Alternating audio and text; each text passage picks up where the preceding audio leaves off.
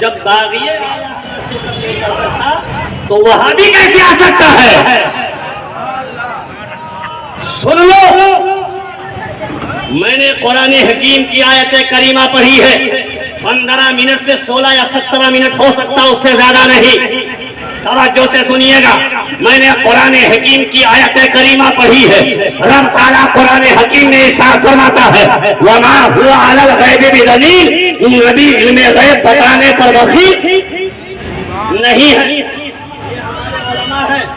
अल्हम्दुलिल्लाह इनके सीनों में कुरान, मैं भी कुरान का हाफिज, मैं ये जिम्मेदारी से आयत करीमा पढ़ करके तर्जमा बता रहा हूँ।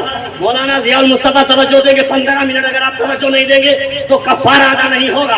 15 मिनट आपको गौर से सुनना है। कर्ज़ हसना के तौर पर आप मुझे देखेंगे और आप लोग बाकायदा तरीके से नारे तकबीर कोई एक आदमी नारा लगाए ताकि ये बात साबित हो जाए ये जलसा मौलाना हशमत अली खां के नाम से कराया गया है।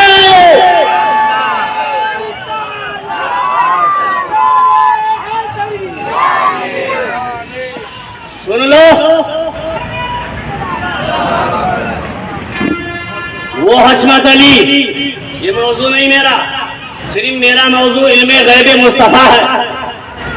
आला हजरत फरमाते हैं, और कोई गैब क्या, कह दो जल्दी से यार, टाइम नहीं है। हमेशा सुनते हो अपने मस्जिदों में, अपनी मस्जिदों में, और कोई गैब क्या तुमसे निहा हो भला। मौलाना यूसुफ तवज्जो, उलमा तवज्जो, हौसला अफजाई फरमा देंगे।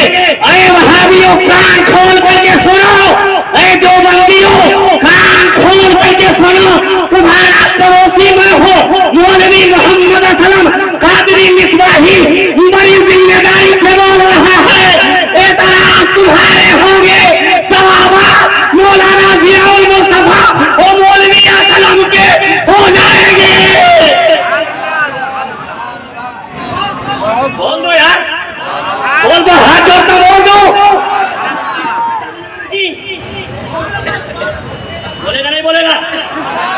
बोलेगा कि नहीं बोलेगा? बोले मुसलमान, बोलेगा कि नहीं बोलेगा? बोल दे, कर बोल दे। डरना नहीं। अगर इल्मी सवाल करेगा तो भी उलमा जिम्मेदार है, अकली सवाल करेगा तो भी उलमा जवाब देंगे, और नकली सवाल करेगा तो भी उलमा जवाब देंगे।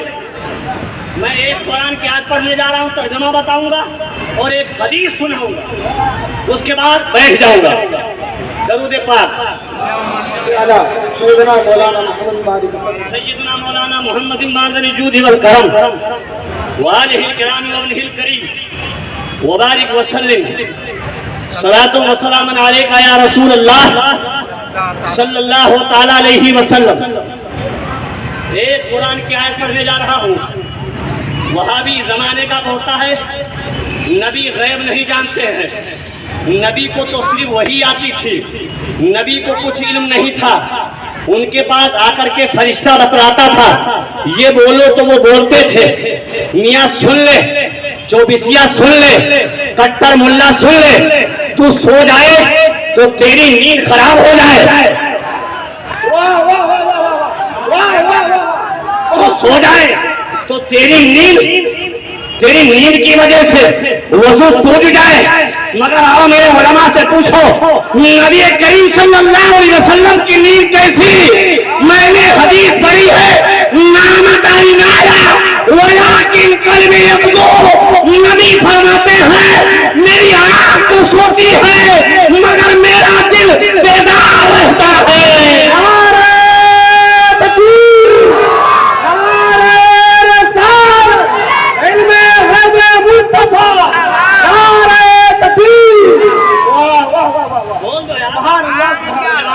मुहर्रम वाले, आशूरा वाले नौजवान बोल दो। क्यों ऐसा मौलवी नहीं ले आया जो सोए तो वजू बरकरार ले आ? कोई मौलवी चाहे थाना भवन से ले आ, चाहे गंगोह से ले आ ऐसा मौलवी ले आ कि जो सोए और नींद से वजू ना टूटे, मियाँ वो कोई और होगा। मेरे आला हजरत ने हमें ये जान दिला दिया है कि सरवर कहूँ कि मालिको मौला कहूँ तुझे, सरवर कहूँ कि मालिको मौला कहूँ तुझे, बाकी खलील का बोले ज़ेबा कहूँ तुझे।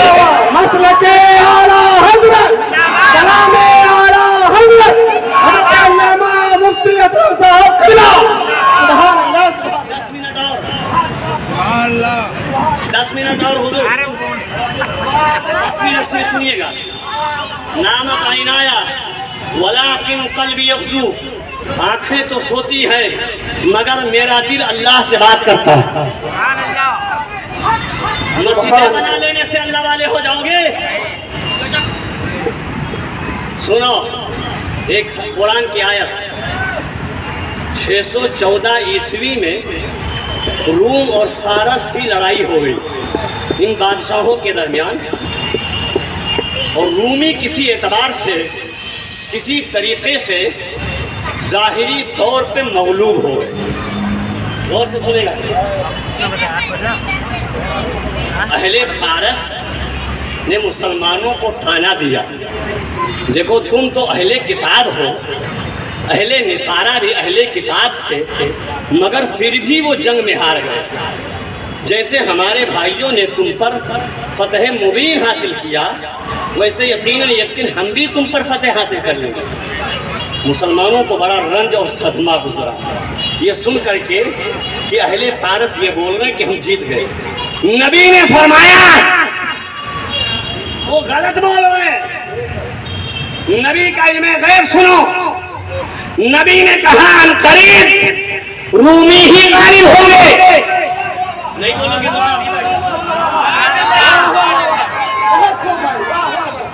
रूमी अनकरीब गालिब होंगे। कुरान में अल्लाह ताला इरशाद फरमाता है अलिफ लाम मीम गुलिबतिर रूम फी आदनल अर्दी व हुम मिन बाद गलबिहिम सयगलिबूना फी बिद'i सिनीन।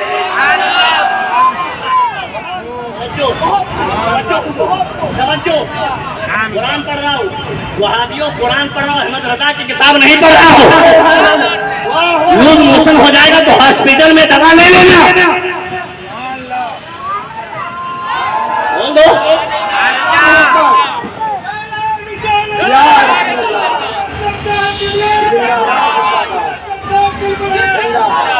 7 मिनट और 7 मिनट। नबी ने क्या कहा? अनकरीब रूमी ही गालिब होंगे और कुछ ही सालों में गालिब हो जाएंगे। फी बिद'i सिनीन, कुछ ही सालों में। रिवायतों में आया है कि नबी के इस फरमान से 9 हिजरी में सुलह हुदैबिया के बाद रूमी फिर गालिब हो गए। अब आला हजरत की बारगाह में आला हजरत जवाब देंगे और कोई गैब क्या तुमसे निहा हो भला, और कोई गैब क्या तुमसे निहा हो भला, जब ना खुदा ही छुपा तुम पे करोड़ों दरूद।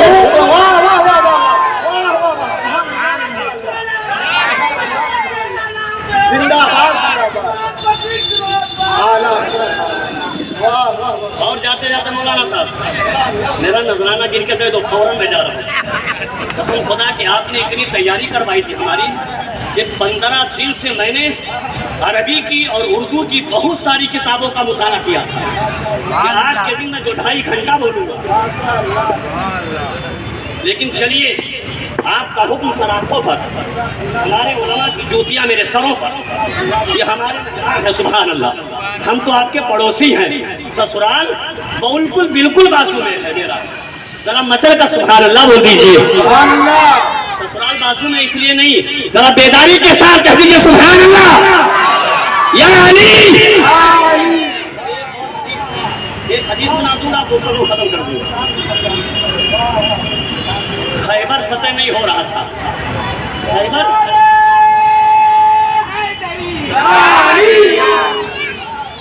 एक हदीस, और ये कहाँ लिखा है? वहाबियों रेफरेंस सुन लो, बुखारी जिल्दे 2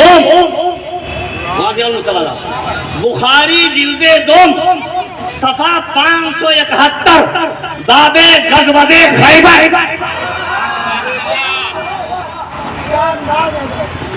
ये हवाला दे रहा हूँ और कहते हो बुखारी में लिखा है, कहाँ लिखा है? तो बुखारी का हवाला दे दिया। बुखारी तुम क्या पढ़ोगे? तुमको बुखार आ जाएगा।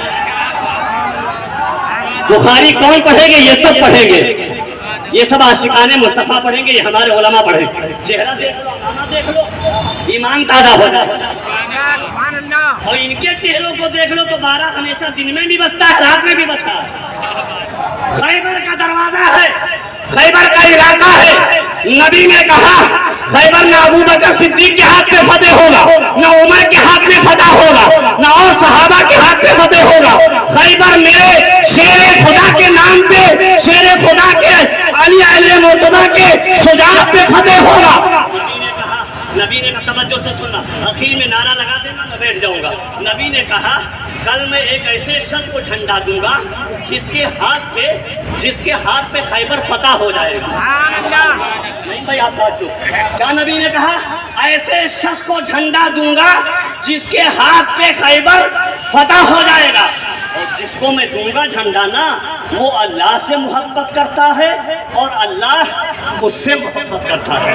वो अल्लाह से मोहब्बत करता है और अल्लाह उससे मोहब्बत करता है।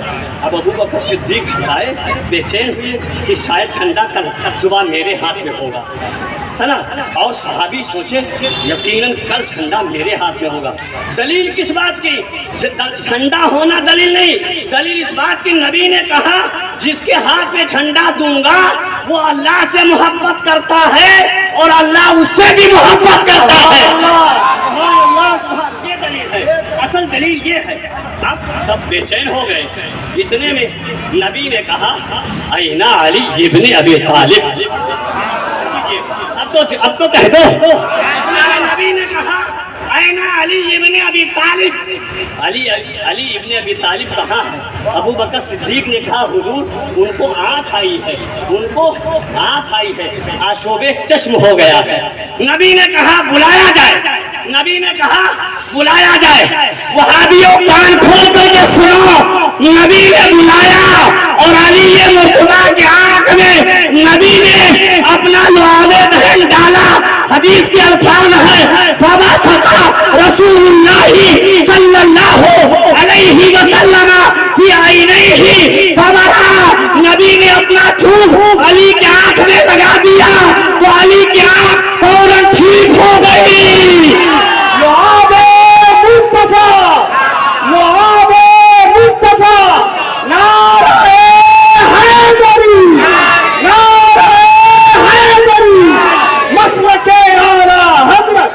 वाह वाह वाह, तेरा थूक इतना गंदा, थूक दे तो बैगनवाड़ी की सिग्नल जमीन काली हो जाए।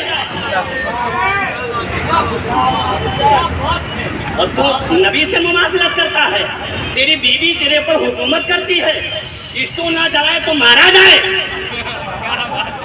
खाना ना बनाए तो डांटा जाए। नबी ने कहा बुलाया जाए। नबी ने लुआबे दहन लगा दिया, अली सही हो गए। नबी ने, क्योंकि नबी ने कहा था झंडा ऐसे शख्स के हाथ में दूंगा जिसके हाथ से खैबर जा रहा और जा रहा हूँ। 1 मिनट सिर्फ 1 मिनट के लिए बोल रहा हूँ हजरत। नबी ने फरमाया खैबर उसके हाथ पे फतेह हो जाएगा। अली मुर्तज़ा जब खैबर के दरवाजे तक आए तो मुरहब नामी शख्स बड़ा मोज किए हुए बैठा था और बोला मैं मुरहब हूँ, 3 किलो गोश्त खाता हूँ, 75 रोटी का नाश्ता करता हूँ, तुम मुझसे कैसे जीत पाएगा?